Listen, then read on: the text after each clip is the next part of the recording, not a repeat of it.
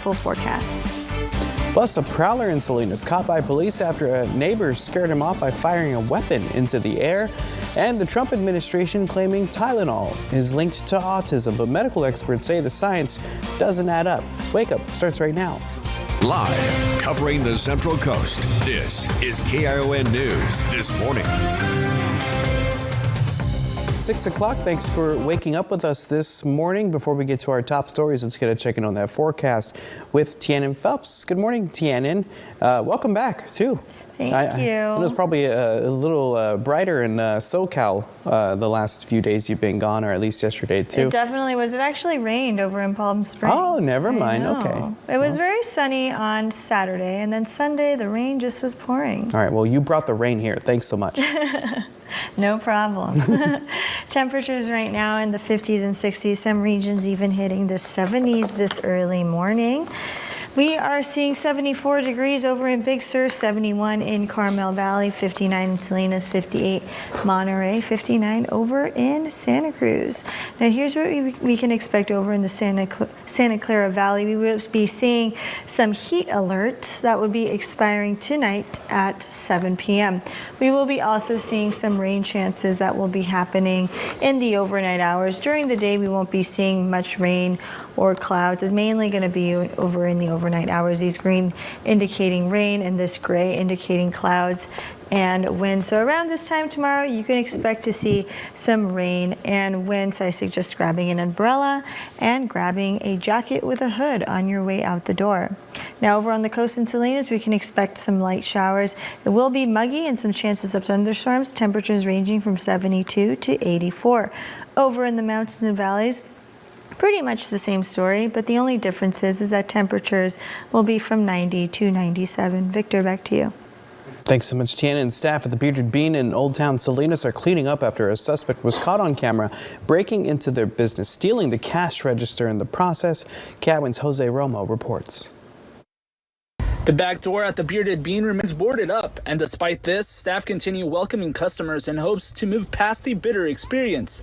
Their business was broken into over the weekend. Their opening staff member gave me a phone call telling me that the shop glass was broken or popped open. I didn't know what exactly they meant by that. They sent me the picture, and this door here was the glass was completely taken off and just put to the side. Eric quickly called the police and filed a report.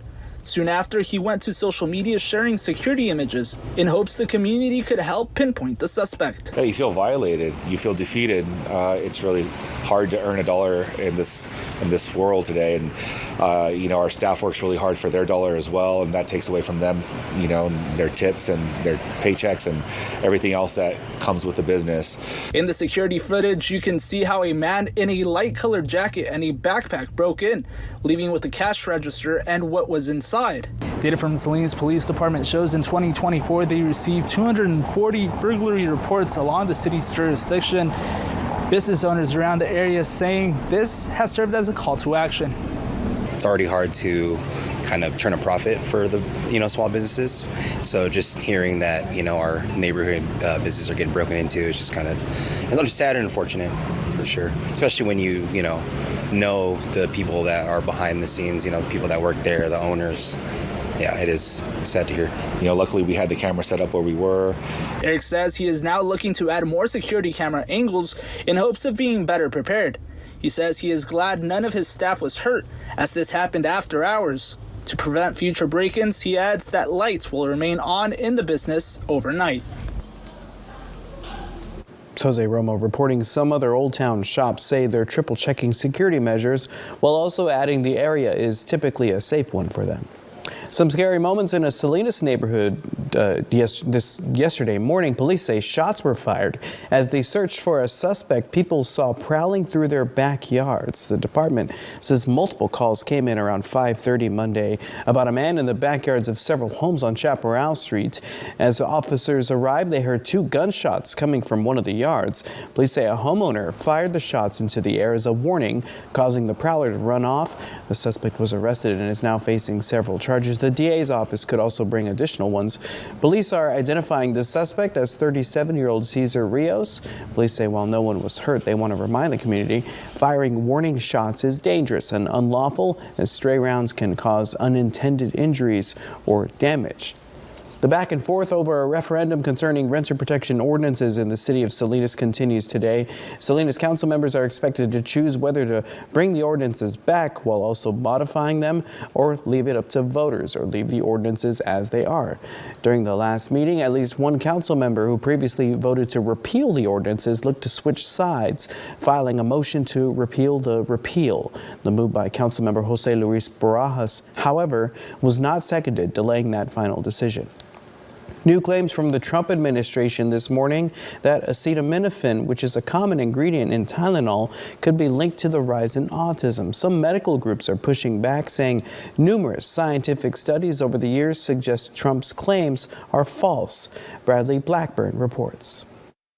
If you're pregnant, don't take Tylenol. The Trump administration is reversing decades of medical advice for pregnant patients, linking the use of acetaminophen, the active ingredient in Tylenol, with increased risk of autism, though officials provided sparse evidence to back the claim. They're waiting for certain studies. The FDA has directed a label change and sent guidance to doctors, though it also acknowledges there's ongoing scientific debate. Major medical groups are pushing back. I think the announcements put a lot of fear into people. Dr. Stephen Fleischman, president of the American College of Obstetricians and Gynecologists, says it's highly unsettling that federal health agencies are willing to make an announcement that will affect the health and well-being of millions of people without the backing of reliable data. I worry a lot about patients who are sitting at home and maybe early in pregnancy, very early on, have fevers and decide, I don't want to take Tylenol, without realizing that the fever itself is a problem. And having high levels of fevers that go untreated early in pregnancy can lead to CNS abnormalities. Acetaminophen is the only over-the-counter drug approved to treat fevers during pregnancy. The announcement sent shares for Tylenol's parent company, Kenvue, plunging Monday. Kenvue says acetaminophen is one of the most studied medications in history, and it continues to believe it does not cause autism. Bradley Blackburn, CBS News, New York. Both the president and medical groups yesterday said it's best for pregnant patients to speak to their doctor about any concerns regarding medications. The announcement today is a slap in the face to every autistic person and their family in this country. Mark is with Disability Voices United. She says her son is autistic and she never took acetaminophen while pregnant. Mark believes current autism numbers are higher in recent years simply because pediatricians know more about the condition now than ever, leading to proper diagnosis. Meanwhile, Ashley McIntosh, a midwife who says drugs with acetaminophen are the go-to for reducing fever or pain management. Correlation is not the same as causation. Until we have enough evidence that shows us that Tylenol is causing these problems, yeah, I'm gonna go with, the American College of Obstetrics and Gynecology and say, they're saying that this is safe, so I also believe that this is safe. McIntosh says medical literature she's seen has not suggested acetaminophen causes autism or is linked to it. A new study finds not enough women are being screened for anxiety or depression before and after pregnancy. The report in JAMA shows only 3 to 14% of women were screened for the conditions, and 50 to 70% of women with symptoms of mental health disorders weren't diagnosed. Women who do receive mental health services show faster reduction in depression symptoms. The man accused of firing multiple shots at the Sacramento ABC station appeared in federal court Monday morning. Anabel Hernandez Santana was arrested by the FBI after he was released on bond in his state court case. New court documents indicate some handwritten notes were found in his home reading, quote, "for hiding Epstein and ignoring red flags," end quote. It also had a list of Trump administration members who were his next targets, including the Attorney General. As we continue to do our investigation and look at the facts and look at his motivation, and some of the things we're going through are his social media posts, we're going through his phones, we're going through all these other things, and as part of that process, we may evaluate and add additional charges. The suspect did not enter a plea in court on Monday. The County of Monterey says the final distribution of state disaster funding for the Pajaro community is starting next month.